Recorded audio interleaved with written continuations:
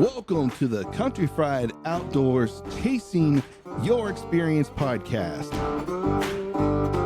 The podcast that will connect you to resources regionally and nationwide to engage them in open, honest discussions so that we can inspire the growth that you need to chase the experience you want. So strap yourself in because here we go.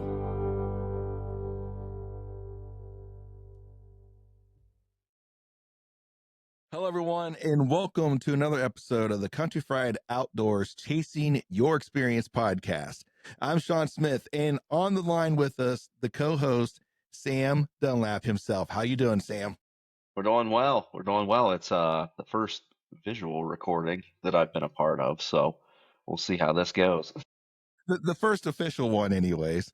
We did a test run with the software before I dove into it, and it worked out pretty well. So we'll see how this goes. I did learn something though about this, and since we're talking about it, so this has like a automatic interface with Spotify, so it's pretty easy for me to upload both the video and the audio up to Spotify. So Spotify is my host site, and then that's where my RS feed pulls from, is Spotify. And so I assumed YouTube would have picked up the video too. No, Spotify only sends out the audio version only, so I have to go in and actually upload the video to YouTube. So anyways. Yeah, why wouldn't you? Anything to make technology work for you work easier, right? Yeah, I'm sure there's probably a reason behind that. And I will tell you this, Spotify is actually pretty cool to work with, because I was running into an issue, and I did a live chat with them, and the guy, girl, whoever it was, kind of worked me through the problem, and we figured it out. And I don't pay them anything, and they're giving it help. So I don't want to give them too much of a plug, but it is what it is. Like it's easy to work with, and there's still a couple things I wish they would do, but they don't. But whatever. Well, you're not paying them, and they're not paying you, so why not the shameless plug? Right. Right. Man, it's been a while since we've been on the podcast together, and here we are in a video format. So what's been going on with Sam? Yeah, man. Just a lot of work in summer, concrete and asphalt season. So we're hammering down on that at work.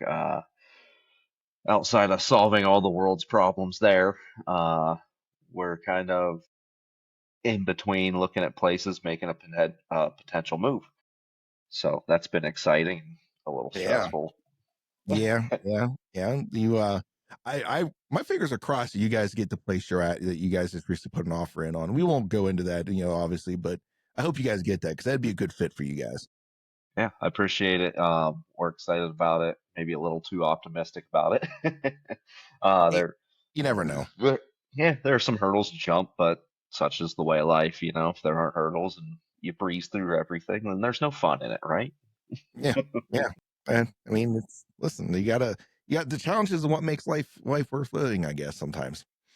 Absolutely. And since we've got out here, everything's kind of went pretty smooth. So if this is the one thing that doesn't go our way, I'm not gonna be too sad about it. Right. You guys have been thriving out there in the great bicentennial state, I think is what they call you. What they call you guys out there, as the bicentennials, or whatever it is. The centennials. I think it's a centennial state. I think it's what it's called. I don't know. I don't pay attention to any of that stuff. I don't know. You live out there, not me. I do, but I still can't answer it for you. I just know it's not the Buckeye State.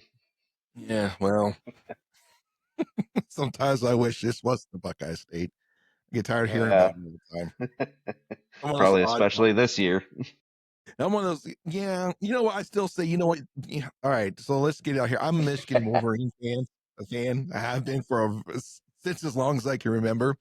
And I want to say something to the Buckeye fans out there. You guys aren't technically the national champions, because you didn't beat the national champions last year. You lost to Michigan in a down year for Michigan. You lost to them. They come back from the national championship. They were the reigning national champions. Yeah, you guys got the title, but you didn't beat them. You didn't beat them. Anyways, that's all I got to say on that. And I'm sure, hopefully, the AI picks that up and makes that one of the short clips for social media. Gain some attention. That'd be really fun. But yeah, what an interesting year or couple years for college football, I guess, for Michigan to win and then Ohio State to win. But for some Yeah. reason, Ryan Day can't figure out the formula, the secret sauce to get past anybody at Michigan, apparently. It doesn't matter who's there. He just can't get past them. Yeah, that's I don't I would think eventually.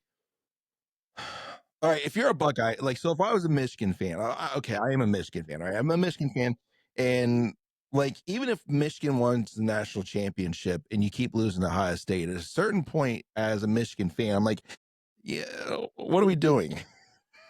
you know, and so I don't wonder if the Buckeye fans are the same way. Yeah, you're happy for the national championships, but at the same time, like of the sport rivalries that are out there, there's no I don't think there's any that's bigger than Michigan Ohio State. Now, I think that they've kind of wandered a little bit because neither team hasn't really been uberly strong at the same time here recently. So you have one that's like totally takes it all for a while, and then the other team gets a little bit better and or just gets the edge and wins a few. It's not a really back and forth like I think a lot of people are used to. So I don't know. You can call it a rivalry anymore, other than the fact they just don't like each other. Yeah, yeah. It's kind of how the Browns and Steelers were getting there for a while. There wasn't a whole lot of competition in the room. Now they both suck, and Now it's fun to watch again. yeah, yeah. Now it's You hard, never know gritty what's going to football. happen. Neither team has much of a chance, and it's all violence. No, all violence. Uh, yeah, some very proud moments between the Browns and the and the Steelers here in the past several years. Oh, well, But anyways, let's see. So you got a couple tags I seen. You drew a couple archery tags. yes, sir. Decided to grab the bow back up again this year. Couldn't stay away. Pretty quiet year as far as folks coming out, so I've got some time to just focus and hone back in on shooting, get back on target, work out my kinks again. And then the wife drew two rifle tags, so we're gonna be There you busy, go. There especially you if go. we end up moving. We're gonna be really busy this year. Yeah, no kidding.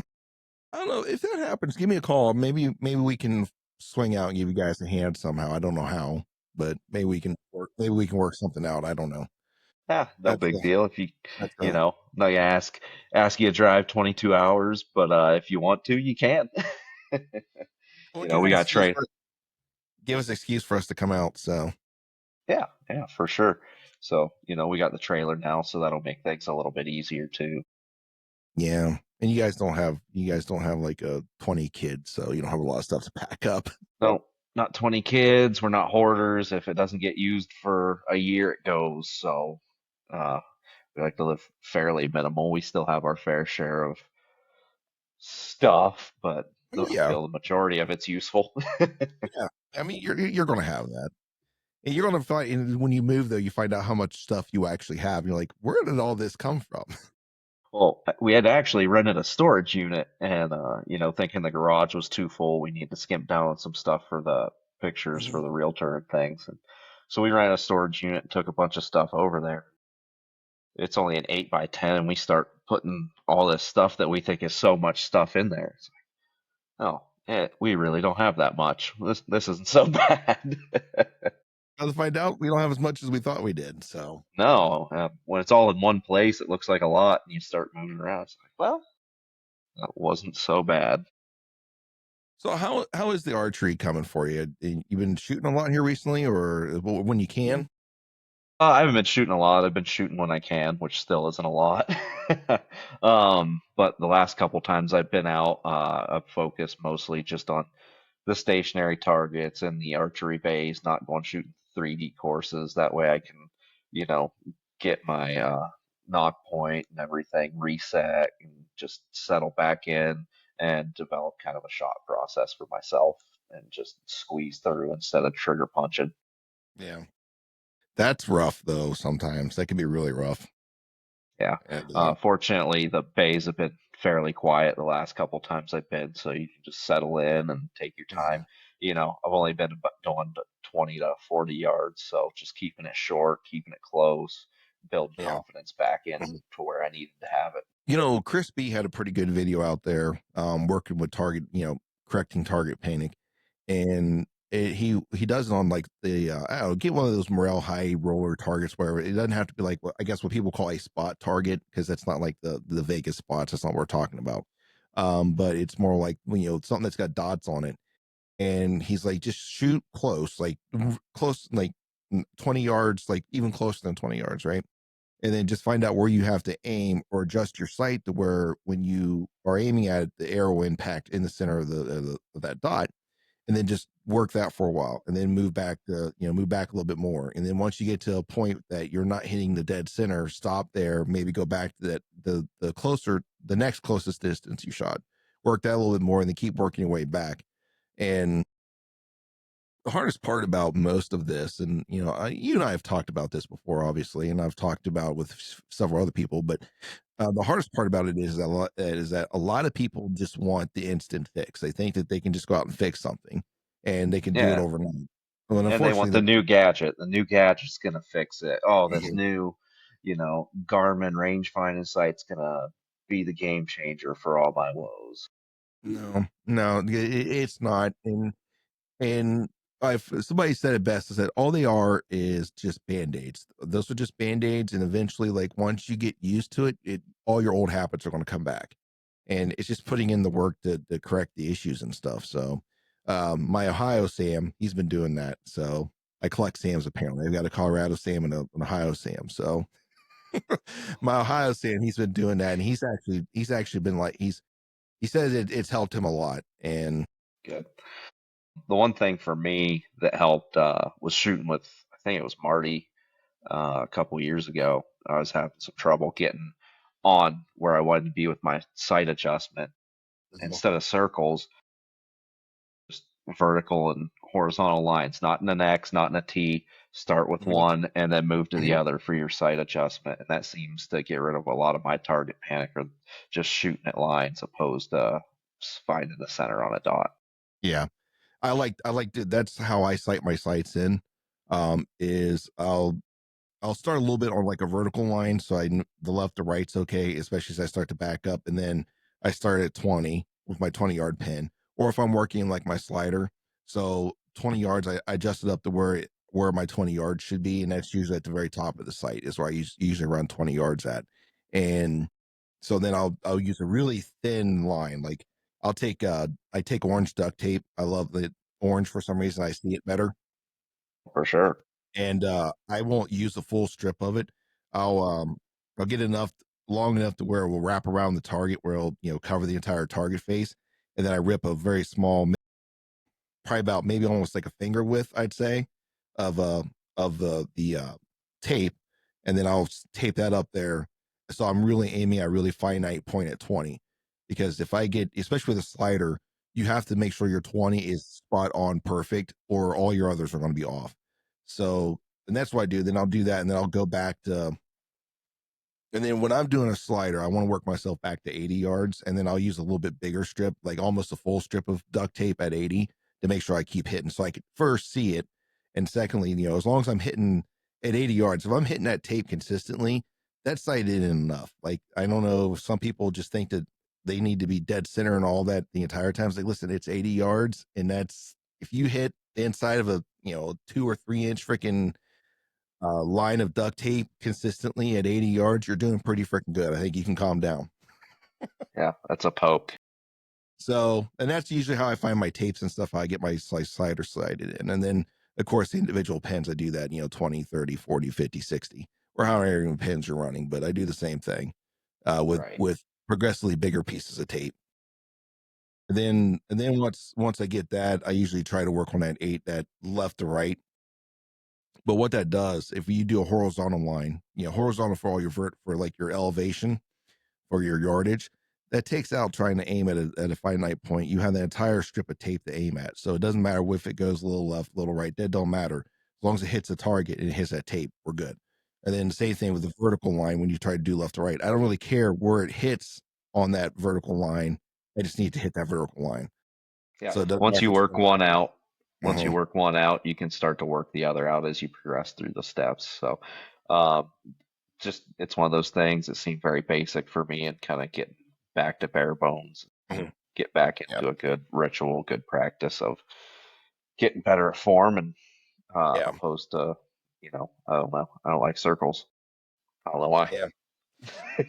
Well, so I think not maybe not you, and this isn't like you specifically, but I think a lot of people have problem with them because they try to hold the pin on that exact point, and they get nervous when they see the pin start to kind of float away from it, and so they think they got to hammer it as soon as it's on there, and instead of just trusting the float and just trusting the process that it will come back there. I mean, you could also try to weigh your bow down a little bit through stabilizers if you want to get down that route, but um a lot of it is just trusting the float and that it's going to come back. Like it's going to come back to the center. Just trust it and then just execute your shot. And I think most people would, if they would just trust themselves a little bit, they would realize on if they focused on a perfect break or a clean shot, how accurate that is. Like versus trying to hold on the exact point. I know there's different strokes for different folks, and I get that, there's I think that's where a lot of the panic comes in is that you Yeah, just it's just trying to hold in that spot and then as soon as it's there, let it fly. yeah. No, 100%. I remember, how old was I? 14, 15 years old, give or take, and, maybe 13. A good family friend of ours was teaching me how to shoot. That's what it was letting the pin float, hover it, and, you know, hit time the release point, not punch through it. Don't force the shot. And that's one thing I kind of fell out of, got away from, stubborn, older, whatever, combination of the two, and just wanting to get the shot done, because it's like, ugh. But if, oh, practice makes perfect. Well, no, no, it doesn't. Not if you're practicing wrong. Right. And yeah, that's true. Well, enjoy your young eyes while you can. I'm 42 and Judas Priest am I having some issues right now. Um, my biggest thing is going back and forth between the pin and the target. I can't, it blurs. And I'm having a hard Yeah. time. I'm like, oh no, it's Well, starting to that was one of the issues last year that kind of pushed me out of it a little bit, was like having that focal point issue, was happen. trying to zone in on one or the other, and it doesn't do it like it used to. I don't know. No. Having contacts in this dry climate, I don't like shooting in my glasses. It's not for me. The contacts don't really dry out, but I do notice some focal point issues on Mhm. adjustment from near to far. Yeah, I think it's just coming with old age. It's finally caught up with me, and I don't appreciate it. I don't. I got an eye doctor appointment coming up here pretty soon, so I mentioned I noticed it last year. Like it was starting. Like I started to notice it, but it wasn't bad. This year, it's like really bad, and I've gotten so now I used to be able to shoot like both eyes open, completely open. Now I got to like kind of squint my left eye where it's Mhm. still open, but it's because I think what was happening, and maybe new glasses will correct it. I don't. I'm not an eye doctor, but I think what was happening is that there might be enough discrepancy in my right eye between with my current prescription that it's allowing my left eye to overtake it. And because I am right eye dominant, but you'll notice that if something's blocking something, that other eye is going to take the dominancy or kind of take over that whole focal um point or whatever, that whole attention you want to call it, whatever. We'll kind of take it over and divert more resource toward it. And I think that's what I've been experiencing. So I don't know if my right eye has just gotten a little bit worse over the last year or so, and I need to up the prescription. I don't know, Yeah. Yeah, or and if it's that just could that be, I'm getting older. if you wear contacts and stuff, you could pop your right contact out and you can immediately tell your left eye trying to take over. Mhm. Same with your right. And I'm almost wondering, that's been one of my things with having trouble with focus, is maybe trying to use both eyes. I've tried it in the past and it didn't work super well for me. Mhm. But I'm wondering if, maybe I go to the range and next time I give it a try and see if it changes anything. Yeah, actually, once I started shooting both eyes open, there when my vision was working for me, like it is like lights out because that really got me to the point where I would just focus on the target where I want the arrow to go. Well, eventually, you would get to your anchor, and then you make sure your pin is over the point that you're trying to hit, and then my focus shifts from the pin to the target, and I just kind of like just let that little blurry image of that pin kind of float in there, and I just pull through the shot, and like Like the last doe that I shot last year, that's exactly what I did. And the arrow hit right exactly where right exactly where I was looking, like the exact spot. And like I said, I was more focused on that point on the doe than I was the pin itself. And it's just it's scary how accurate that can be. So Good.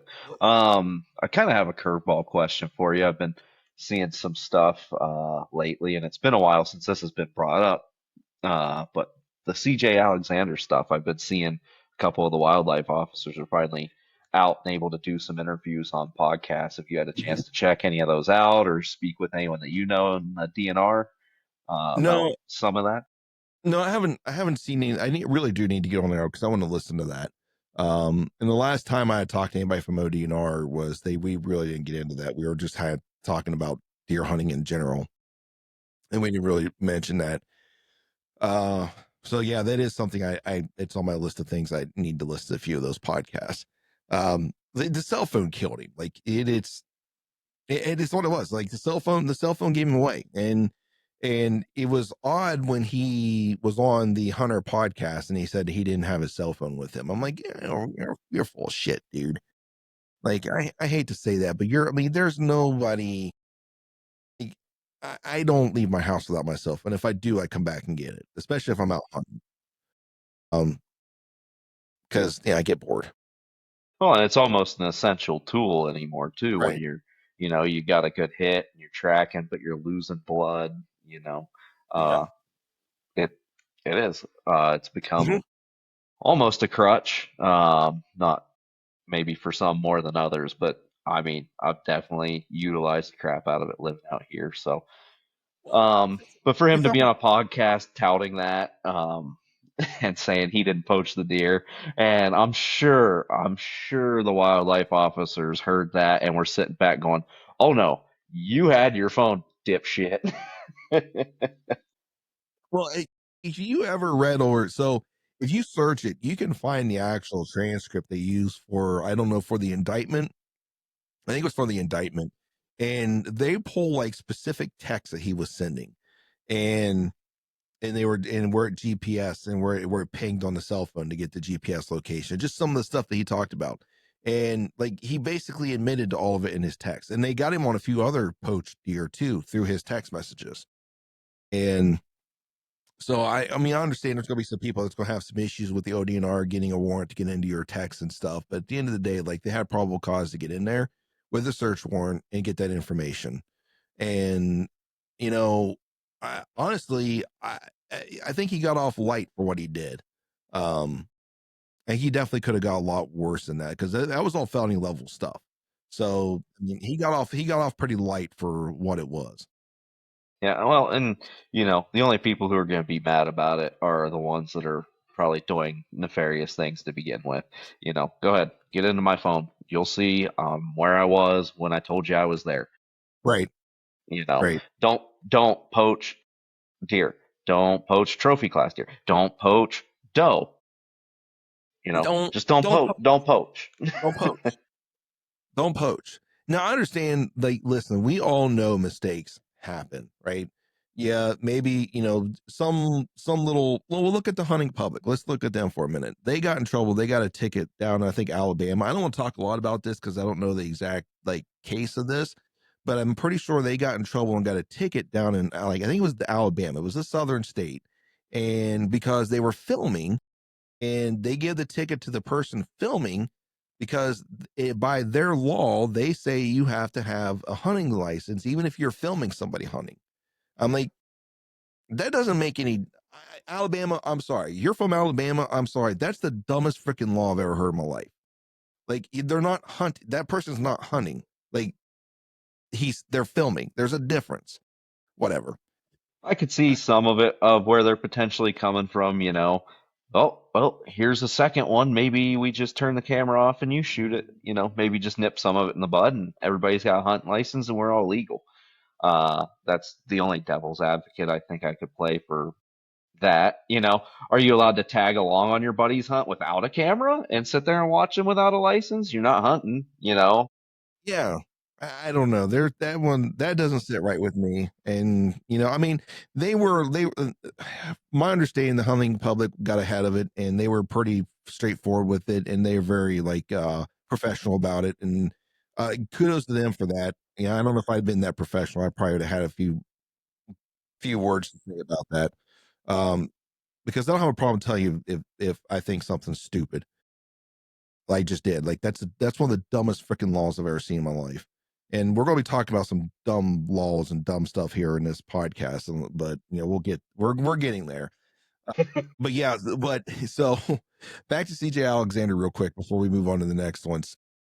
When my buddy who was up from Texas, him and his family was up and we were hunting, and that was about the time that this all stuff was all coming out and like the indictment and stuff had come out.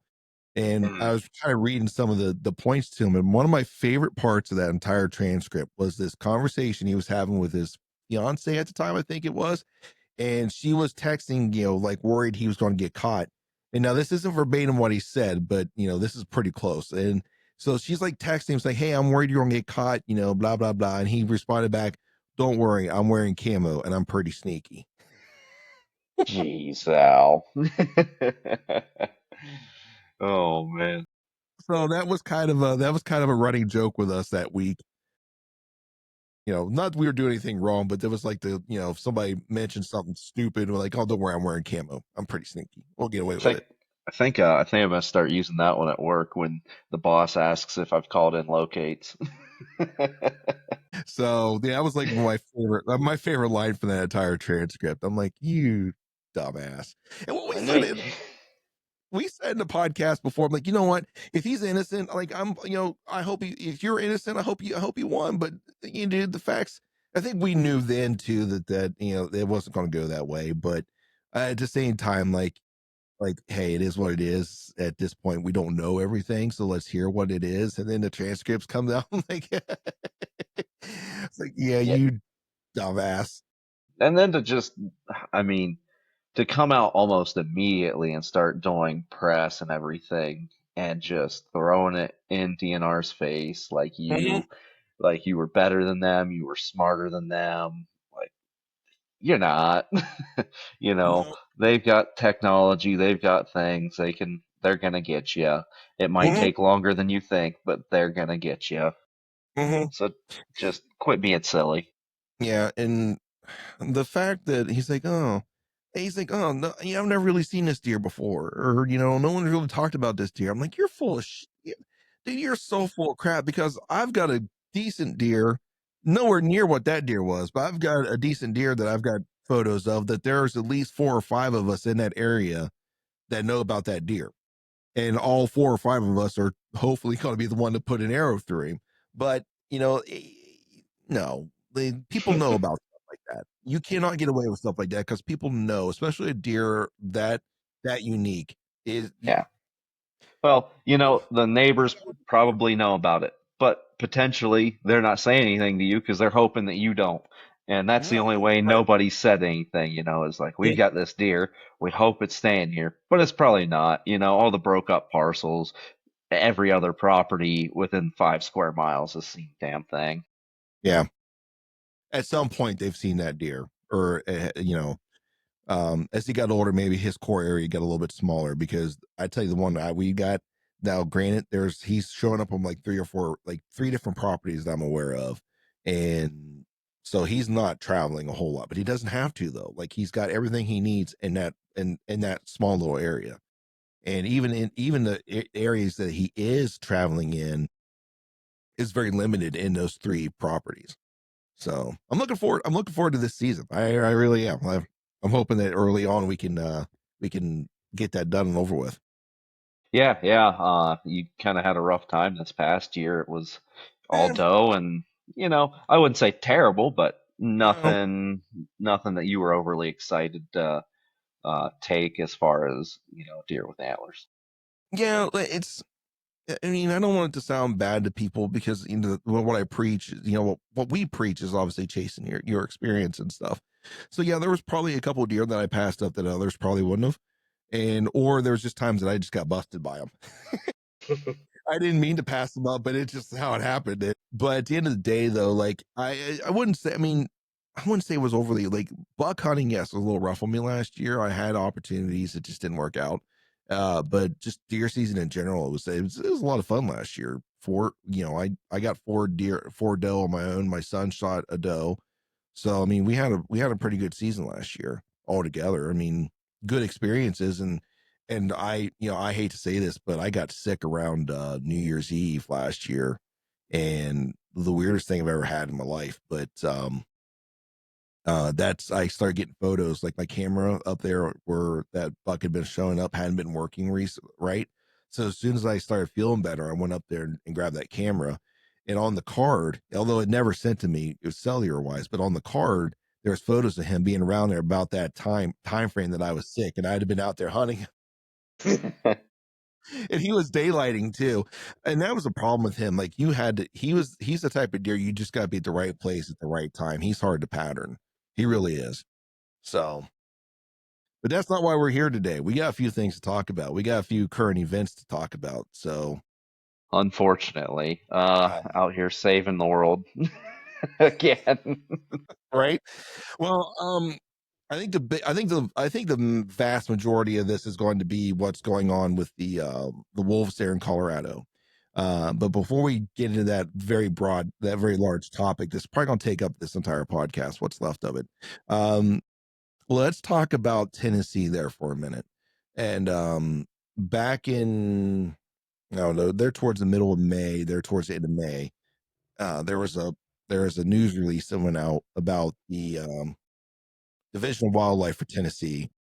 I don't remember exactly what they're called. I don't know if they're called like the Tennessee Wildlife and something service Resource agency. Um, resource I'm agency. yeah, I'm trying to play producer since you refused to get one. So no, I just pulled it up that way. Because it's been a minute. It's been a minute since Yeah, we when saw did this. when did this happen? I know it was May, wasn't it? See, I've got 3 weeks ago, so yeah, it would have been about the middle of May Middle of May. towards yeah, that's what I'm seeing is mostly from 3 weeks ago. May 21st from one news article. Yeah, Mhm. yeah, from a So few of them in the air. I just want to I want to so what I seen was this image, and I'm going to explain this image, and this is what I seen was a resource or conservation officer or somebody or biologist from the Tennessee Division of Wildlife, whatever we call them, right? I know you told me, but I'm just going to call them that because it's easier for me to say that. Was releasing 3 black bear cubs into the wild, and they were pretty small, like small, like bear cubs, and to the Born that point. spring. Uh-huh. Yeah, but yeah, born that winter, and he came out with mom that spring Yeah, probably. yeah, yeah. And they were young and released them because they were orphaned out into the wild by themselves. By no and I'm sitting there, I'm like, any and I know it's gonna sound bad, and I'm sorry, but any idiot knows that those 3 cubs have like a snowball's chance in hell of surviving. Um So I dug a little bit deeper into it, mostly because of what we're about to talk about. And I come to find out that mom had been struck and killed by a car on a highway there in Tennessee. And so they grabbed so first off, I guess, thank you for getting him out of that location and at least trying to find some remote location to put them. Um, but I think the first question that anybody would have is why didn't you there's got to be a wildlife refuge down there. There's got to be a wildlife sanctuary, or not necessarily a sanctuary, but some type of rehab center down there. And come to find out there is. But, but, did you ever see what was going on with it and why they didn't go there? Not 100%. I read an overview that they had some sanitation issues and a bunch of bears that they had in their care had to be euthanized for Yeah. some outbreak, and I can't remember what the outbreak is because I don't have that in front of me. But I know there was a disease outbreak of the sort, and so they had been shut down to clean up their act, and then they could start Mhm. potentially um, rescuing bears again. Yes, that is true. I guess they had one bear that actually died from the illness, and it was pneumonia is what it was. And they had 15 they had to euthanize. It had they, they didn't get to the one in time before it died, and then the other 15 they euthanized. And so they were waiting for Tennessee Division of Wildlife is what I'm gonna call them, to come in and to approve them again. Because in the article that I read that explained exactly what I'm talking about, they had said like, listen, we've already went through the steps of sanitation and cleaning and whatever else things they had to do. They were just waiting for approval from Tennessee to be able to start operating again, I guess is what they claim in the article. And but so that's why the three bear cubs did end up at the, I think it's like the Appalachian Bear Rescue, I think is what it's called, or something like that. ABR, Appalachian Bear Rescue. And so they according to the biologist, when they were looking at the deer when they're looking at mom, it looked like she had already stopped lactating, which they believe that what told them that, or what led them to believe that the bear cubs have already been weaned off of milk and were eating solids, and they were pretty confident they were eating solids, which helps their survival a little bit. But still, man, they're young. They said they're eating solid foods, they can climb trees. So, okay. And that might be enough. One of the three might make it. The other three might make it. None of them might make it. It's a gamble. But yeah, that rescue was shut down for that pneumonia exposure, like you said. 13 bear cubs had to be euthanized. Um, so I guess maybe their survival rate's better out there than getting bear cub pneumonia in Yeah. some facility. So it's a gamble either way. You want to interfere, but had human presence been lower, um, and mom died from some other cause opposed to a car, then you still got the three bear cubs. They're gonna have to figure it out anyway. Yeah. It's unfortunate. Nobody likes it. Nobody wants to hear it. Nobody wants to see it. But the world's a cruel place sometimes. You got to figure it Yeah. out. Most bear cubs, they don't separate from mom until after 18 months old. But the only thing that they're not going to know is really how to hunt. I would fathom to guess that foraging is pretty instinctual through bear population. Being omnivorous and everything. So they don't necessarily have to hunt, but they can dig up moth dens or moth larvae and, you know, Yeah. forage on other things as well. Roadkill's pretty common. I mean, they could go back and eat mom. I'm pretty sure they probably clean mom off the highway, but Yeah, they're usually pretty quick about that stuff. yeah, and and I think you made a key point there. And yeah, I'll be honest, I was not happy when I seen that when that first, like, my first initial like response to that was not good. I was not happy about that at all. And then after you get a chance, kind of sit and think about it, like, even like you said, eh, if this would have happened somewhere like in the middle of the woods, mom was killed by a boar, trying to protect the cubs or whatever. Mom was fatally injured, or something happened to mom got sick, she died. The cubs would have been left on their own and no one would have known the difference. The only reason that we know now is just the circumstance of it. So I mean, at least they got a little bit better of a chance, because of a little bit of intervention. But I don't know. There's just a small part of me that wishes that there had been another sanctuary that had been available. There had to be something somewhere down there that had been available to at least temporarily house those bear cubs. But Maybe, they've but for a society that likes to scream, "Oh, humans need to stay out of nature," we sure like to stick our little paws in it and make sure, you know, if we want it to go our way, we get our right, hands in there. right. And it's just one of those things. Everybody wants to let nature run its course. Taking them to a sanctuary isn't that. So pick a side. Yeah, you know, that's why, I'm gonna be honest with you. Like, that's why I probably could be a wildlife photographer, because there'd be certain things that I just couldn't, like, I don't know if I'd be able to keep myself out of it and just let nature do what nature does. Like, I don't know, it's just me. Um, so, but I hunt, but just because I hunt doesn't mean I hate animals. Like, I actually like And animals. then, Yeah, I could see the other argument too. Those bear cubs wouldn't have been in that situation had someone not run their mom over. True, True. but they could be in that situation because mom could be laying there dead from anything and everything. One of I don't know other how. million things that kill bear, they will kill a bear, throughout the year. Mom could have fallen out of a tree climbing up to try to grab food, or mom could have, drowned, or mom could have, fallen off of a cliffside that let loose or something. Like it Yeah, there's tree, tree falls in a forest, lands on a bear. You see deer, you see elk, you see it happens.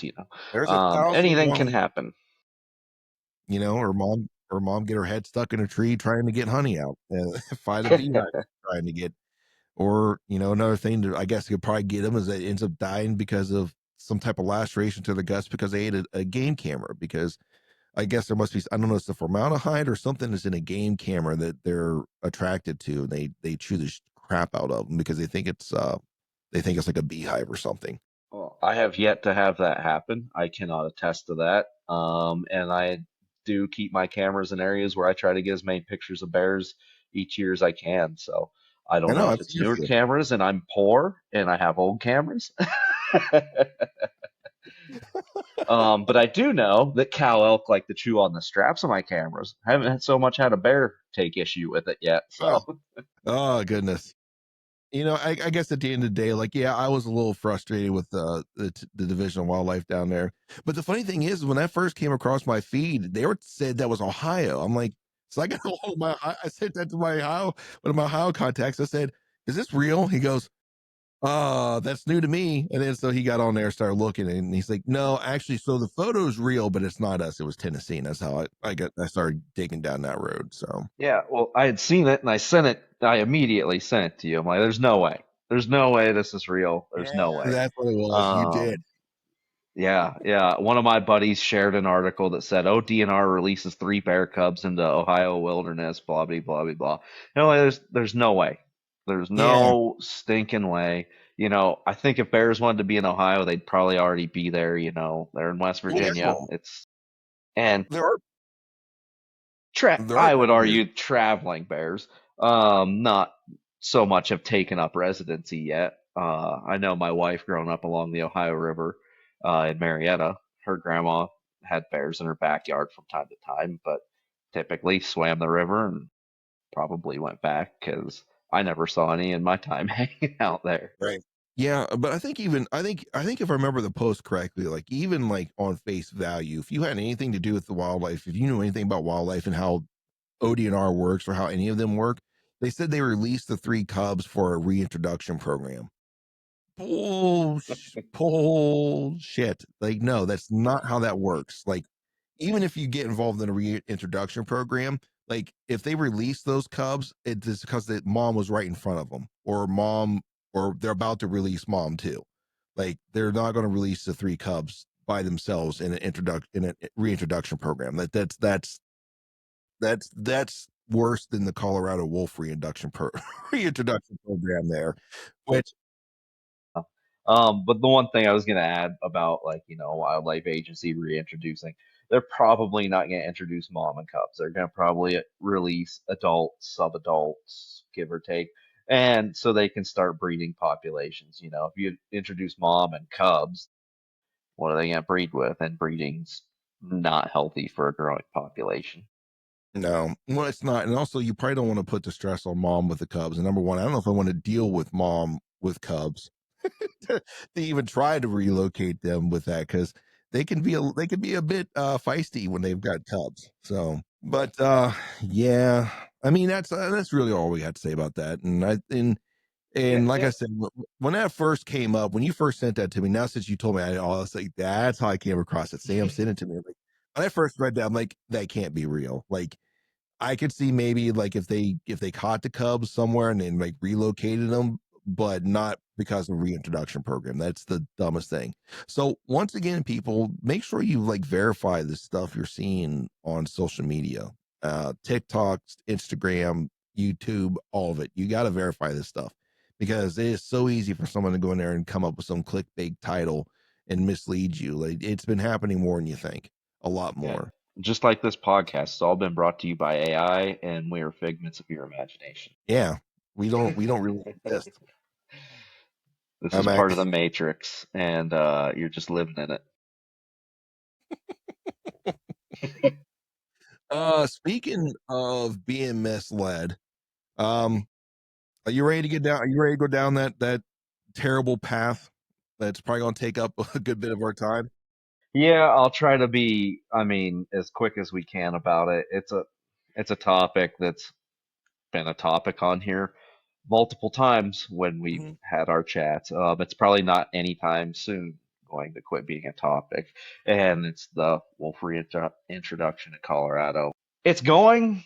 I wouldn't say it's going well, but I wouldn't say it's a complete disaster. You know, as we were talking before the podcast, some of the numbers I was getting earlier was about a 62% survival rate so far out of 25 wolves that have been introduced in the last couple years here now. Mhm. It's interesting. You know, we, again, that human intervention thing. Oh, well, they shouldn't have been off the landscape to begin with, and now we're trying to bring them back to the landscape. And you people need to quit interfering while we interfere. Mhm. We're back to that cycle again. Um, but so far, I believe it's 8 of the introduced wolves have now perished. One at the hands of CPW through depredation from the Copper Creek pack that they relocated to Pitkin County. If It anyone caused the knows anything depredation. about Pitkin County, it's the Aspen area more predominantly that people would recognize that county's name. Okay. Well, they relocated that pack because of depredation, though, didn't they? Correct. Yeah. Correct. And that pack had been brought here from Oregon, who had depredation issues to begin with. Mhm. Mhm. Um, can't teach an old dog new tricks, and if there's an easy meal to get, they're gonna get it. I'm not blaming the wolves at all. That's what they did. That's what they've been doing, and that's how they were kind of taking care of their own. I blame the people who voted for this. So far, from what I've also read, 2 of the wolves are still under investigation how they died.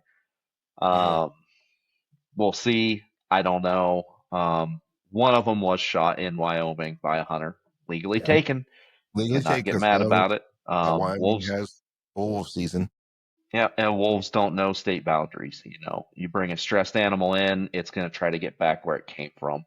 They have, it's they might even one of them might. Who knows? You never know. Well, Um, how many have taken off already? Like they've had a few that's just like gone. Like, see ya. um, Uh, I they I had can't test that any have left the state aside from the one that ended up in Wyoming that got shot. We yeah. had one that was roaming Colorado pretty quickly. She covered something like 12 to 1,500 miles or so since she had been dropped and pretty well ran herself ragged. And my guess would be that's been the most recent wolf that was found dead in northwest Colorado, but I can't say for sure because I can't keep track of all the damn caller numbers that they keep popping up in some of these emails. Yeah, but I think you've had two that ended up in Wyoming. If I remember reading correctly. I know the one that was shot and then another one I think they found over there.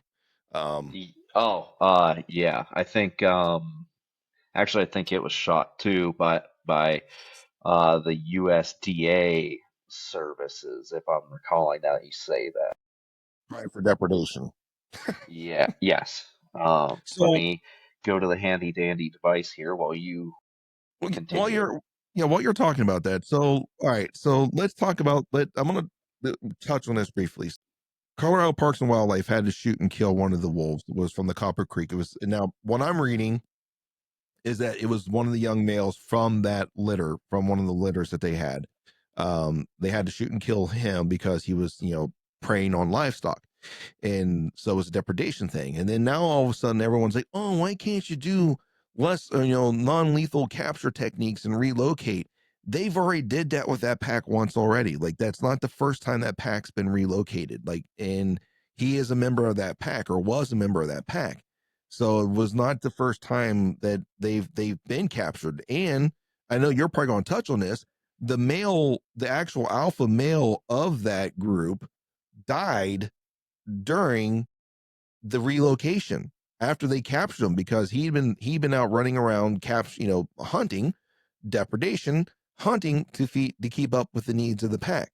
And when they captured all of them, and I think you mentioned to me, and I'll let you touch on it here in a minute, but you mentioned they got all of them except for maybe like one of the pups. They just couldn't. He was just a rascally little feller, wasn't having it. And but during the captivity time, that male died during a less lethal or non-lethal capture. And I know at some point I'm going to go off the rails, and I think people need to hear it. And you can hate me, you can write whatever nasty stuff you want to say about me or whatever in the comments. I really don't care, because I think there's 51% of you in Colorado that need to hear this. Well, 49% of you actually had your freaking heads on right, and knew what was right and what was wrong. And it's unfortunate that we had to make a decision based upon just a small majority of freaking people. Um, it's ridiculous. But I'll get into that more as we get to that point. Now, I will say this: I know a lot of the British Columbia, what they're getting from British Columbia, they were up for being called anyways. So the British Columbia, now hear this, people. British Columbia has so many, they're going to go kill them.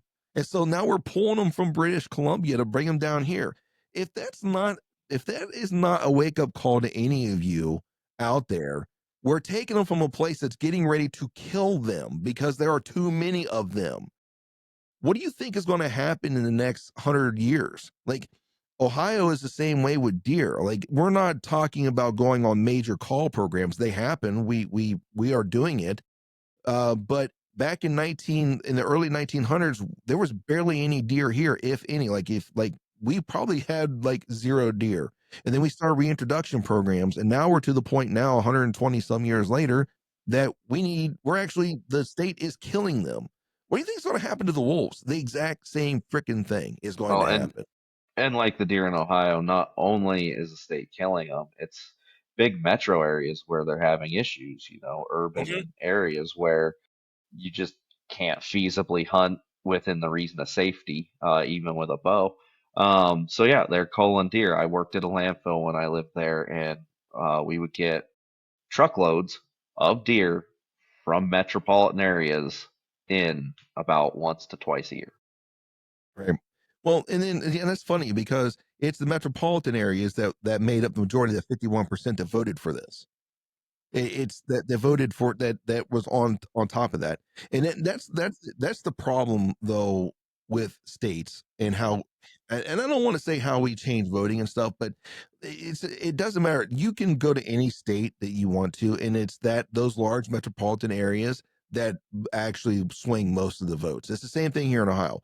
51% of the votes come from from an area like the three big C's: Cleveland, Columbus, Cincinnati. And there's a big misrepresentation for what the majority of the area of Ohio is, based upon just those three very, very, very, very small pinpointed geographical areas. And it's very And much the same for here. You have 7 million people in one centrated area of the state, and you have a Mhm. couple outlying counties that view things as, in a similar way, maybe not Mhm. as extreme. Um, but if you look at a voting map of Colorado, you can see where all those votes are coming from. And the Mhm. votes that came from that area for this wolf introduction, reintroduction, whatever you want to call it, um, came from that area. One of the stipulations that they had on this release, reintroduction, was they can't be released east of I 25. Well, the majority of the votes came from east of I 25. How do you get to have a say in that? it's not logical, it's not sensible, and it's not fair. It's not affecting your livelihood, it's affecting a lot of people over here in a You know, rapid way. And now, as we continue in with this experiment, the funding isn't there. The funding is not there. They are way ridiculously out of line and over budget for what they had initially thought.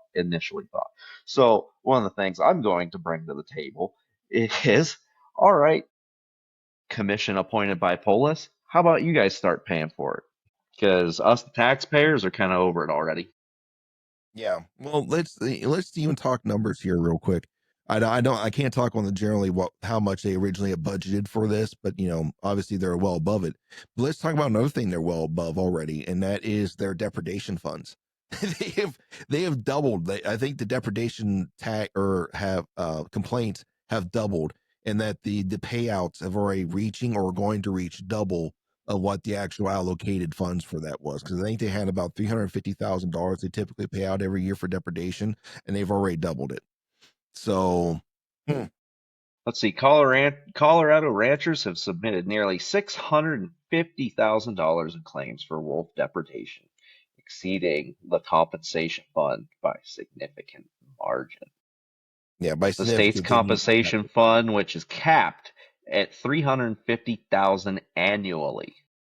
So we're already on pace to double that. I mean, we're almost there. So, um, hello, everyone. This is Sean Smith of the Chasing Your Experience podcast.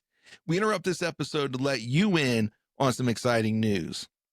If you're looking to upgrade your mock scrape game this year, then head over to scrapedoctor.com and fill your carts full of scrape magic, maybe a poison ivy or two, just a rope squared, or even just a rope. And then enter the code Kountryfried10. That's Kountryfried spelled with a K, the number 10, and save yourself a little bit of money. And now, back to the pod. we can get mad and we can scream at the sky. We can blame this person, that person. Um, but, you know, the people who voted for this, the blood's on your hands. Um, Well, and speaking of which, that's going to bring me to Initiative 13, brought forth by some folks in Colorado. And it's basically to end the introduction after December 31st, 2020, or by December 31st, 2026. If we get enough signatures on these ballots that are being pushed, uh, we have a good chance of getting it turned into a proposition, in which then it'll change from I-13 to proposition, and number shall follow. So, it'll stop the waste of a lot of this taxpayer money. It'll hopefully end the farce that the state's trying to continuously push so far about how great this introduction is going to be, and what's here will be here, and we'll see how the numbers fluctuate from there. right. Before I go any further, folks, I want you to look me right in my eyes right now. I want you to look me in my eyes, and I'm going to tell you the God's honest truth. I love animals. I hunt, I get it, but I love animals. And on top of that, I love wolves. Like, I don't have anything against wolves, I don't have anything against predators. So, the conversation I'm about to have is not because I absolutely despise them. I don't. I really don't. I do think that they are a vital part of the ecosystem. My problem with all this, though, is that you are bringing in apex predators from a different freaking country or different region and then dropping them into a place that they don't know and think that it's going to be sunshine and rainbows. Like, it's not. You've ripped animals from from an area that they know their territory, they know their area, and they're very territorial. You've ripped them from that and dropped them into the middle of God's land, and then you've got one who is just running around that has no idea where to go, what to do. You've had a couple that's already left state and ended up in Wyoming. And then now you're at a 60% survival rate. And everyone says, oh, Yellowstone, Yellowstone, Yellowstone. They are that's where we get a lot of our numbers from, is that we will need to be somewhere between 70 and 80 some percent survival rate. So in other words, your mortality rate can't go more than 25 to 30%. If it's over 30%, then there's a good chance that you're not going to have a successful or a successful introduction program. Let's stop there. You're at 60%. Or right around almost a 40% mortality rate. Open your eyes. And of course, nobody is, because here's the problem with the left. The left is going to sit there, and it doesn't matter what facts you throw at them. They're just going to stand on that hill and they will throw money at it and resources at it until they prove themselves right. That's the problem with the left and where the left stands right now. And I didn't want to get political on this, but here we go. But here's my problem with you. You guys voted for this stuff and you wonder why these things are happening. And like Sam said earlier, the blood is on your guys' hands. You voted this in and without even understanding what this does or what this is going to be. And you didn't listen to the people who are paid to do their freaking job, and that's the biologists of the state. And you've already over budget, and now you've doubled your funds. Where's this money coming from? Like, and then now you're trying to reduce non-resident tags because, oh, but where do you think most of your funding comes from? It comes from the sale of those tags. It doesn't come from you out there hiking the trails. Like, there's nothing. It comes from from the tag sales. It comes from other things. Here in Ohio, we have a wildlife plate that you can buy that goes towards conservation. We have the tags the licenses everyone has to buy. That's where the money comes from. You're not Missouri, who has a sales tax that where majority of their funds come from, which that's a great model. I wish more people would come with that because they are raking in money left hand over fist. But before I divulge too much into this, I told you I was going to go off the rails on this, but it needs to be said. You had wolves in Colorado already. They're coming. Let them do it naturally because they will establish their territories. They will know where to find food. They're coming. They will come. And then let your state manage them the way they need to be managed and stay the hell out of it. I don't care what type of utopia you think you're creating out there, and I'm going to be very pointed towards a certain sect of people out there who think that people shouldn't hunt. Period. You think that there's going to be some utopian thing out there because you're going to throw all these predators in the landscape, and they're going to help to actually manage the populations of the wildlife. There comes a certain point though where you are probably right there, but there's going to come a certain point where it's going to be an excess and they're going to start taking your pets. They're going to start taking your livestock. And you guys only have 25 wolves in Colorado that we're aware of. There's more than that. And we know there is more than that, but they're already taking your livestock and they're already killing your pets. What do you think is going to happen when you get more in there? Like it's insane that your guys' heads are in that far in the cloud and you're so far disconnected because you have this dystopian idea in your head that it's all gonna be perfect. Listen, there's people and we're spreading out into parts of the country that we probably shouldn't. And the more we encroach on these areas, the more that this happens, the more stuff like this is going to take place. And there's more reason why we need to manage more. Well, and that's where I was gonna jump in. You pointed out the Yellowstone thing. Yellowstone's a petri dish. It is a small sample platter of a basically sterile environment for wildlife to thrive because there is no real urban sprawl happening. We're in a world where the population is rapidly growing, urban sprawl is taking over. We're displacing wildlife at an unprecedented rate. So again, you're bringing these wildlife in, these wolves in, and it's not fair to them. It's not fair to the other species that have been here. Well, maybe stop. Blah, blah, blah, blah, blah. The human race is going to continue to populate. Wildlife are going to continue to populate. We're going to continue to have conflict. Quit putting stress on the wildlife because we are putting stress on the resource as a species. So just think about it logically, not emotionally. And I know a lot of these decisions come emotionally based. Sit down, do the research, talk to the experts, not your friends, not the people in the news. Talk to the experts. Listen to them. They know what they're talking about. Now, depending on, oh, I'm an expert because of this, or no, listen to the people with boots on the ground. Go talk to your field staff out there with the Parks and Wildlife Agency. See what they're Yeah, dealing with without the wolves, the bear conflicts that they're having, the struggle that they're having because of the rapid amount of tourism the state is seeing. And, there's a general overlap between the smartest bears and the dumbest human beings, which is why we don't have a bear-proof trash can. I've heard that before. That's kind of funny. It's been one of my favorite things to think about lately, and it's true. Yeah. You can make everything this proof or that proof, but there's always some dummy that can fuck it up. Well, you know what? You said, and I'm gonna go back. I can't help this, but I'm gonna cycle back to this. When you sent me the last wolf thing that was shot and killed, my blood boiled. Not because the wolf was shot and killed.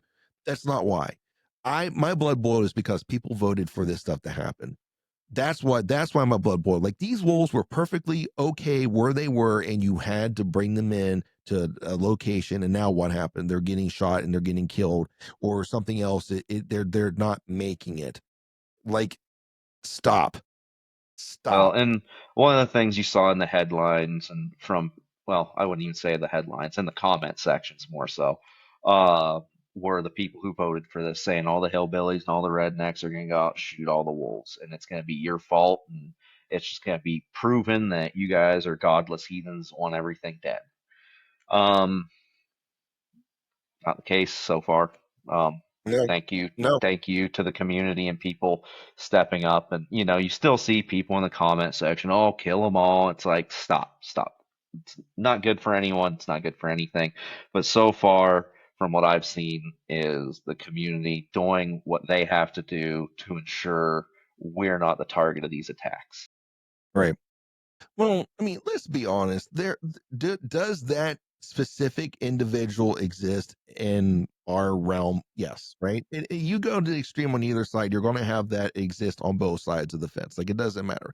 That's a very small minority of people who are like that, and it's not the majority of people. You would actually I think a lot of these people need to actually listen to a gentleman who has spent his entire life working with wildlife and promotion of wildlife, and that's Jack Hanna. And Jack Hanna himself is like, I love hunters. I don't do it myself, but I love hunters because they are some of the best, if not the best, conservationists to ever exist in America right now. It was a hunter that created and set aside the national parks and all the federal lands that you have. It was a hunter. His name was Teddy Roosevelt. And now you have people who are trying to take those away from you. Hmm. And it's Yeah. funny, you go back and you look at how much the party lines have shifted, and we talk about the left, and we talk about this, and we talk about that. Which side was Teddy on back then? I'm gonna let you answer that one because I'm drawing a blank right at the moment. I'm, Uh, from memory, if I recall right, Teddy Roosevelt ran as a Democrat. Actually, before the Bull Moose Party, before all that nonsense, and yeah, everybody I was think he trying to was. oust him. I think, But yeah, I think you're right on that one. I'm not gonna step in. I'm gonna stay on the side of that one because I don't know the answer to that. And well, show I am knows. going to jump on the computer so I can prove myself wrong. Check the Anyway, check the Googles, but um, but it just goes to show how much the party lines have shifted. It's a shame. We've talked about it before too. You've got the right that loves hunting but hates public land, seemingly, and you've got the left that hates hunting and loves public land. Where's our middle person? If you're supposed to represent all of us and the majority of us fall in the middle, where are you? Oh, that I know where you are. You're smart enough. You're staying out of politics. well, I will say this: there was some Republicans that stepped up and said no to the whole land grab that they were trying to push there in, like, I think the Nevada area, the most recent one. So there was some Republicans that came up and said, Nope, shut that down." Um, but I don't want to get too political. Like, this is unfortunately this was a political decision. That's why we're here talking about this. So Because I was wrong. Teddy Roosevelt was according to the internet, a Republican. I could have swore he was on the other side of it. who knows? Um, Well, there you but go. at the end of the day, though, like, it was a hunter that set aside these lands that everyone gets to enjoy. You know. So I was just trying to make the point about what Jack Hanna was saying, and like, if you want to talk about somebody who, trust me, I'm pretty sure that man probably likes animals more than he does people, and Who doesn't? he's saying this, right? And he had appeared before because he has a lot to do here in Ohio. Like, he was very, very heavily affiliated with the Columbus Zoo before all of its issues that it was running into. But that's for another discussion. But when there was a guy who set a bunch of exotic animals loose down in Zanesville, and it was unfortunate, but the sheriff's office did what they had to do down there, and they end up shooting and killing all those animals, or at least the majority of them. I'll say that. I know for a fact it was a majority of them. I can't say all, but a majority. And Jack Hanna came in and said that they were doing the right thing. And I'm like, listen, if this guy is coming in here and telling you this, like, this dude, I'm telling you, loves animals more than he does people. I get the sense of that. Like, and he's telling you you're doing the right thing, and he's telling you that he loves hunters. He doesn't do it, but he loves hunters, and because of what they provide and what they do and their beliefs of the conservation of animals, I'm sorry. I mean, yeah, that's just one example of many. And And if anyone's a wildlife expert that I mean, regardless of his opinion, if he liked hunting or not, uh, that man's spent his life doing that. So, I would qualify him as a wildlife expert. I mean, that's what he was. I Now, mean, that's what he did. now, now, I do have my problem with zoos, but we won't get into that because that's a whole nother rabbit hole and just personal. Yeah, but my point is that I guess I already made a point I was looking at, but I just get frustrated by the fact that, you know, we have to have these conversations, and I'm glad you gave the plug. I mean, I think another plug we could probably talk about is the Smart Wolf Policy, kind of an account that's on Instagram and stuff. That's kind of, really bringing this up to the forefront and pushing it. And I'm sure there's a few other, entities as well, but So that's the the one that's folks really involved with smart wolf policies are the ones pushing I-13. And if you go, which you need to be a Colorado resident if you want to sign the petition, it is a Mhm, Colorado issue. mhm.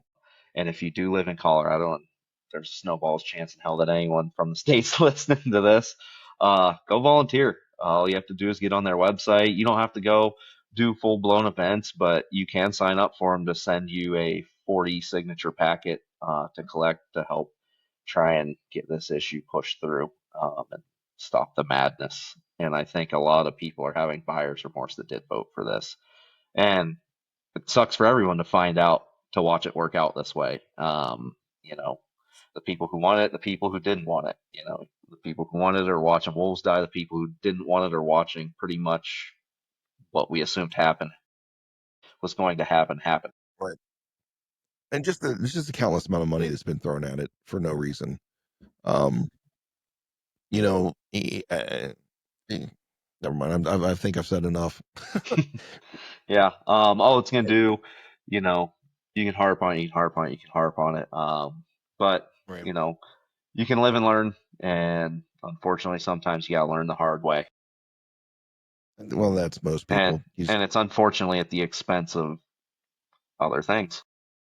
yeah. Well, the expense of the lives of wolves that were perfectly fine where they had come from, and just should have been left alone. Well, They're and coming. that's the thing. We know about the 8 that have, you know, died, been killed, whichever. We've learned about those, but how many do we not know about in the capture process that didn't make it through and got stressed enough and may have been held at the facility before transport that didn't make it. So, again, unfortunate, but it is what it is, man. I hate that phrase. Feels like a cop out phrase. I mean, we're to that point now. It's here, it's happening. Not much you're gonna do about it. That's why the initiatives come about to try and stop the madness, let things level off, and quit using wildlife at the expense of our game. Right. Yeah. Text Or in you. no, low power mode. Gotcha. Phone's dying. She's old and tired. Old and tired. Well, I guess since you're dying, we'll go ahead and close this out here real shortly. But like, guys and gals, if you are listening to this, and I'm hoping that Smart Wolf Policy picks up on some of these clips I'm going to put on Instagram as this starts to, as this publishes, um, and because I'm definitely going to make sure they're keyed in on these. If you live in Colorado, and once again, like, I don't have anything against wolves. Like, I don't like I I think they are a vital part of whatever ecosystem that they're in, not what they've not been in for a long time, because none of these animals that are their prey animals have grown up with wolves. And so you're creating an over amount of like stress on prey animals and livestock and ranchers and domestic animals, domestic pets, because of an apex predator coming into a location that nobody has ever dealt with before in that area. So, Well, in quite some time anyway. in quite a long time. Now, when they naturally come in, and they're coming and they will be there, I promise you, you will end up with a healthy population of wolves before too long, because you're stuck in between a bunch of states that have them: Idaho, Wyoming, Oregon. Like you're not far from those states. They're coming, and they will be there, and they will establish. They don't need our help. And the only reason the majority of this is happening, and I can tell you right now, is that they wanted a natural balance, and it's the anti-hunters. I'm gonna throw that out there. It's the anti-hunters that are pushing this the most, because they believe that they can create a natural balance where man won't have anything to do with that. They won't have to be part of it. They can stay out of it because of the natural balance, and there will be no natural balance. Like the natural balance is not going to happen because we exist. That's how it And is. there's no staying out of it. California banned their lion seasons, and they still take lions off the landscape every year. They have Except to. they do it at the expense of the taxpayers, opposed Mhm, to making money off of it and the meat going to mhm, people for use. mhm. But they define it as trophy hunting. I don't know if California does, but a lot of the anti-hunters want to call it trophy hunting. I don't know. There's only so Yeah, much you can say about it. yeah, you know what? But here's the trophy hunting in itself. So I understand a lot of people have an issue with trophy hunting, and I think some hunters have an issue with trophy hunting as well. But here's what I want to say about trophy hunting. In reality, trophy hunting itself is not bad, because here's the thing: the trophy hunters are only looking for the mature animals of a species, right? They're not out. They're not looking to totally wipe out a species. They're looking for the most mature, the largest, the biggest, the baddest animal of that species, right? So actually, in a conservationist mind, they're actually doing a fairly good job of doing what they need to do, because they're giving that large mature animal time to actually procreate. So there's offspring from it. It's had time to procreate. Now, the only other problem with that is, though, when it actually comes to conservation, is that the trophy hunting mindset is not taking enough of the female species, the female of the species, off the landscape, because they're only interested in the males of that. Mm. So, because those are the trophies, right? And so they're not taking enough of the female species off in areas. Let's say Ohio, for example. Like we're begging you to shoot more does, but yet, what is most people after? A large buck, right? Let's just put it that way. Oh, but there is a negative side to that. But I think trophy hunting gets a bad rap, because a lot of people think all they do is to shoot the animal, and they just leave it and go. They think of like safaris in Africa, where they're like, oh, all they're doing is just shooting the animals and leaving them. And to be honest with you, that's not the case. A lot of the times, even though the hunter themselves may not be taking the meat's actually used by the local tribes and local areas. So the meat's actually used up. And also, I'll tell you this about Africa too. If it wasn't for those hunting programs, those animals that you love wouldn't be there. They had already been poached, and they'd have been killed off, because it's the funds that hunting is bringing in. Once again, hunters are the best conservationists. It's the funds that hunters are bringing in that is keeping those animals alive, because it's funding the programs to actually, not, let's quote unquote, hunt down the poachers and prosecute them. So listen, you can hate hunters all you want, but it's not the people who hate hunting, it's not the anti-hunters who are funding anything that's saving animals. It is hunters themselves. The end. That's what it is. So I'm sorry, folks. We are a vital part of this whole entire system, whether you like it or not. I'm not asking you to participate in it. I'm just asking you to stay the hell out of the way. And let us do what we are meant to do. Let us do what needs to be done, and let the states run what they need to run with the right information, not not by ballot box, and not by some political party telling them that this is what they're going to do. Let the biologists do the job that they're meant to do. So I'm done. I'm done raining. Yeah, no. Um, you know, at a point you just start repeating it, and it feels kind of futile sometimes, but what are you gonna do? Talk about it, get aware about it. A lot of the things we say are opinion, so keep that in mind, everyone. But when it comes to wildlife, talk to the talk to the professionals, talk to the people that are in it every day. Don't talk Mhm. to biased people. And we try to stay kind of in the middle. But our emotions come in, and we do have feelings. We do like animals on the landscape. I think at some point in life it'd be cool to see a wolf on the landscape. Uh, but everybody wants everything now, now, now, and which is part of the reason I feel like this ballot initiative was pushed through when it was, because we are in that time of let's get them here now so I can see them before I die. Go to a state that has them if you want to see them, I guess. Uh, but I don't know. Again, there's no be all, end all, fix all. Just take some time, do research, talk to the professionals. We by no means are professionals, and keep that in mind.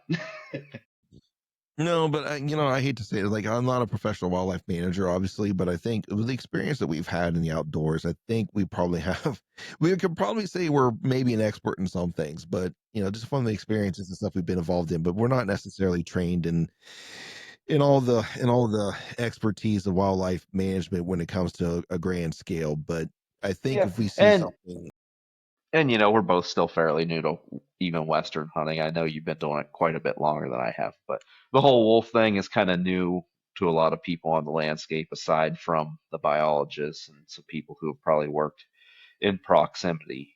Uh, so just one thing for everybody to keep in mind before you get in the comment box and you start screaming at us at what idiots we are. Yeah, we're probably idiots too, but this is kind of a platform to voice our opinion, share some of the facts of situations that we are currently experiencing. well, once again, I'm going to say, like, listen, you can get in the comment section and write all you want. Like, I really don't, at this point, I really don't care, because I've said on the other podcasts, even negative press is press. And thank you for the or thank you for the interaction. It helps. I appreciate that. So go ahead and go in there and run your mouth all you want. I really don't. I mean, I know I'm coming off brash, and I'm sorry. I don't No, mean to do that, but I like, and I mean, I'm saying that to the listeners too, or the people that's watching this, like, that are on our side. When I say on our side, like, I guess on the side of wildlife and on the side of conservation, like, I'm this is but go ahead, write what you need to, write what you need to say. I get it, right? I'm probably not going to read it anyways, or maybe I'll highlight it somewhere and give you and like give you an LOL. But at the end of the day, though, like, there's got to be some type of rational thought that starts to take over at a certain point. Someone has to have a rational thought and a rational idea of how this should probably have been done. And anytime that you put it up to the voters, I don't know. This is one of those topics that it shouldn't be there.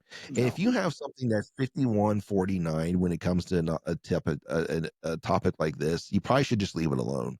Um, Ohio tried to pass a bill when it comes to change our constitution to where it had to be more than 51-49. Like, it had to be like what pretty close to what the actual to ratify something into the US Constitution. We had to have, I think, over 60% of the states to vote it in. We wanted to kind of be somewhat similar to that, and it failed. And then now we've had a couple of other issues that come up that pass, like 51-49, 51-49. So I was also going to ask, did that issue fail 51-49? That'd be a little ironic. Yeah, I honestly, I think it did. I And I think there's a lot of misinformation that got spread about that. But and it that's every topic though. Everything there's a lot of misinformation out there, and and some people might think we're spreading misinformation, and I don't think I am, but I no, try to I be. am. I am. I called Teddy Roosevelt a Democrat, so There's a difference between misinformation and just making a mistake, but you corrected it. If people just listen long enough, they'll hear you corrected it. Another thing that's gone out there is that I think they call it malinformation, where it's true information, but it's harmful. What? Well, the truth does hurt. But it causes more harm than good. So malinformation is now out there. I think I got that off the Rogan podcast. To be honest with you, my dogs are trying to dig their way in here. All right. Well, I think we rambled enough. I don't know if there's anything else you want to cover. Did you get everything out you wanted to say on the wolf topic? Yeah, I got everything out. I'm not gonna put a whole lot of emotion into it because I do think it's not cool for the ranchers, but I do think it's cool. Wolves were making a comeback, and then we started pushing more in, which wasn't so cool. But I'm kind of conflicted because I'm kind of sitting here in the middle again, as I typically do, sitting on my fence. they're here now, like just whatever, but I don't see a need for any more. So that's kind of why I like the I-13. They're not trying to get these wolves that are here off the landscape. They're just trying to prevent uh, any more Further from range. being stressed and Yeah. brought in, and yeah, further reintroduction to Yeah. And it gives a date too. summarize. Like, I mean, here's the problem. They're just going to give a date, and I guarantee you that somebody that's in charge, I'm not going to name who, but your governor, is probably going to push that in that say that this makes it to the ballot in November and it gets ratified. I guarantee, mark my words, I guarantee that the governor is going to make a big push that's between November and December to bring in probably double the amount of wolves that they had projected to do during Well, that time. and even if it's not him, I believe, don't quote me on it, here's some more potential misinformation. But I'm pretty sure this year is the last year of his term. So come 2026, someone new, I believe, will be taking over whoever gets voted in. I believe. I cannot remember for the life of me, but I think that's where we're at right now. Okay. Well, I mean, the term limits Um, exist for a reason. They Maybe we do, need more. and a lot of people hate the governor, and I get it. But as far as COVID went, I think he handled it fairly well, leaving things up to counties and local municipalities to handle things how it went. Uh, the way things have gone lately, it seemed like a harder push on certain agenda issues, which is going to happen. But if he is on his way out, it hasn't been, I'll probably get hate for this. It hasn't been the worst, at least in my experience of being here for it. But just keep in mind, the next guy or gal might be a lot worse. Yeah, it's unfortunate. Sometimes it's better than the better the devil you know than the devil you don't. So, well, I don't think I have anything else to add to the conversation. I just curious to see if first off, if you live in Colorado, please go sign a petition, get that out there. Once again, not because we hate wolves. We actually do like wolves. We like all animals. They all serve a purpose, right? But at the end of the day, though, like let it be. We have to be smart about it, and this is not a smart idea. It was never a smart idea to begin with. Um, let the wolves come in naturally. Let them spread so that And I'm not. I've already said this. I'm not even going to go down the road. But sign a petition. It gives an end date. Let's look more on how to manage, because right now I'm pretty sure Colorado Parks and Wildlife has gone from more of a reintroduction phase to just a management phase at this point, because I don't think they want to bring any more in right now because they don't know what's going on. They can't put their finger on why these wolves are dying. I don't know. I Wing think it's it. obvious to a lot of us, but I think most of it's just speculation, and we're just making assumptions that we probably don't really know the full facts to. And I probably shouldn't say what I'm saying, but at the end of the day, though, like these are all things that I think anybody with a reasonable amount of forethought could have seen happen, and like Gordon Graham calls it, predictable surprises. These are like predictable surprises. Like, we didn't know this was going to happen, but yet you could have predicted that it was going to happen. But anyways, Yeah, uh, again, mostly speculation. So you can get your feelers hurt. You can call us dumb. I don't care. At the end of the day, it's a podcast and we're having a conversation. Join the conversation. yeah. And with that being said, a lot of this information is coming from news sources that's available online. Make sure you go out there and do your own research in this. And obviously, a lot of this is opinion based, and you can tell I get a little bit more heated and a little bit more emotional and things. So obviously, that's my opinion and my views of it. That doesn't necessarily mean that it's 100% right, and you have the right to disagree with me all you want. And like I said, everyone's entitled to their opinion, and that's just my opinion. When we did talk about facts, though, talk about numbers, like it's supported through online documents and stuff where you guys can get on there and do your own research on that. But Yeah. make sure you give And, Smart Wolf policy to follow.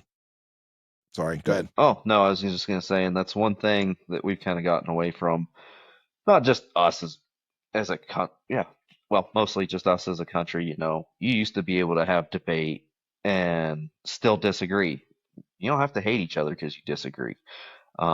You're allowed to disagree. It's a beautiful thing about this world. You have free world to form your own opinion. Just because we don't agree doesn't mean we have to agree. We can agree to disagree, but when I've it been there a comes. few times myself. Yeah. So, keep in mind, it's just a podcast, and we're just here talking shit. Pretty much is what it comes down to. Well, I think it's a good place to leave this here, and just to remind people, hey, go out there, do your own research, check into that Smart Wolf policy. Look them up on Instagram and all their socials and stuff. Get out there and sign a petition. Um, get your voices heard, even if you originally voted for it. I think there's enough of a case, or I believe there's enough of a case out there to kind of support the fact that we need to put a halt to this. And even if it's just a period just to reevaluate and come at it a smarter way, or just put a halt to it, period, and let the wolves naturally come in like they have been. I don't know. That's above my pay grade, but I do ask you guys to check that out. You can check them out, give them a follow, give them a like. They got some pretty good content they put out there, and just do the research for your own, and don't fall in for a bunch of misinformation Yeah. Yeah. out You don't there. have to And believe everything we're telling you. Jump no, on Smart Wolf's website and read it yourself and see if it's anything you agree with. Neither of us are in any way affiliated with, you mm-mm. know, the runnings and how Smart Wolf policy is run. I am a volunteer petitioner, like a canvasser, petitioner, whatever. Well, So I am a volunteer, but in no way are we sponsored by them, or so if you live in we just like what they're doing, so we're telling you about them. if you live in Sam's area, go check him. Go see him. He's got the petition for you to sign. So need signatures to get that on the ballot, and hopefully get this you know relooked at, because it's costly. It's costing more money than they projected, which I think most projects do anyways. I don't want to be that person, but I think most projects cost more than we originally thought they were. But we've already doubled your depredation money, so, and that money's got to come from somewhere. And it's all going to fall back on the taxpayers, and how much money you want to spend on that. So all right, I got nothing else to say. Sam, what about you, brother? No, sir. I think we've pretty well kicked the dead horse. So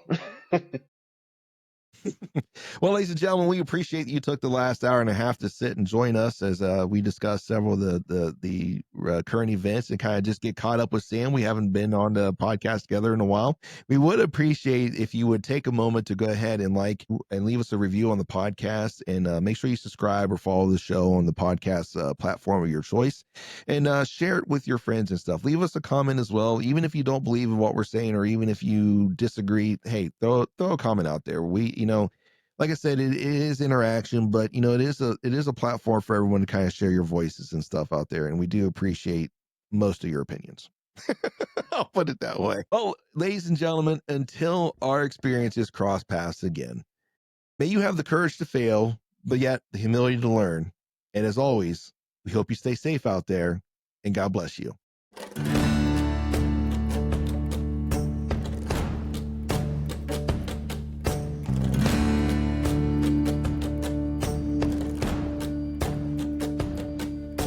Thank you for listening to the Kountryfried Outdoors Chasing Your Experience podcast.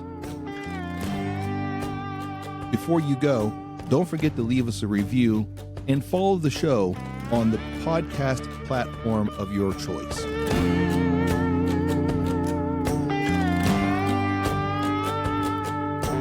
Are you hungry for more Kountryfried Outdoors? Then follow us on Instagram at Kountryfried Outdoors, or subscribe to our YouTube channel at Kountryfried Outdoor Productions.